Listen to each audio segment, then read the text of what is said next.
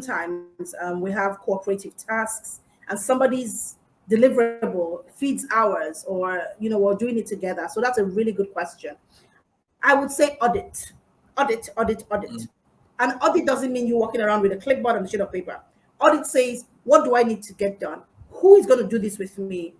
And what are the barriers, right? So you need to identify what the barriers are to your productivity, either based on somebody else or you, and look at that person and say, how can I support this person to do this? One is sometimes giving clear timelines.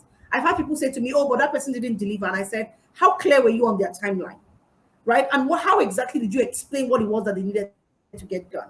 Especially if that person is your subordinate. If you're not clear about what they need to get done and you assume, and again, assumptions that they will know, some people just don't know. Break it down into the minutest details so that they understand. Once they understand, make it plain, right? So that they may run those that see it. And once you've broken it down into those minute details, and the person is not able to do it, then you realize that maybe that's a capacity problem. But you must first of all isolate the difficulty. Don't assume it's one thing. Try and find what the actual problem is. Is it that the person doesn't know what to do, or the person knows what to do but cannot, which is capacity, or there's some other emotional thing that is causing the problem, right? So whatever it is, identify it, then have a conversation with the person.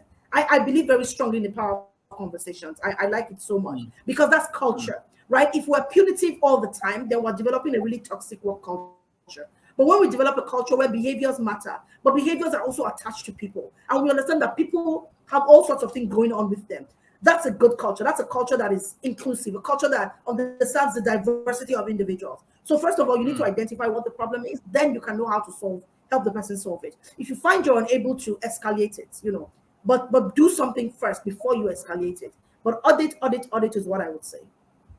Yeah. Fantastic, fantastic. Audit, audit, audit. Now, we are at Lifeline Conference very, you know, we find this conversation very important because in everything we do, we're a small team, but then everybody has been delegated a certain responsibility. So it's actually very satisfying when you see everybody come together. It's like a football team. When you have one side of the squad performing well, let's say the attack is doing well, but when there's a counter attack, the defense is lacking, then you start to concede. So it's always very important that you move as a pack, just like the Wolves do.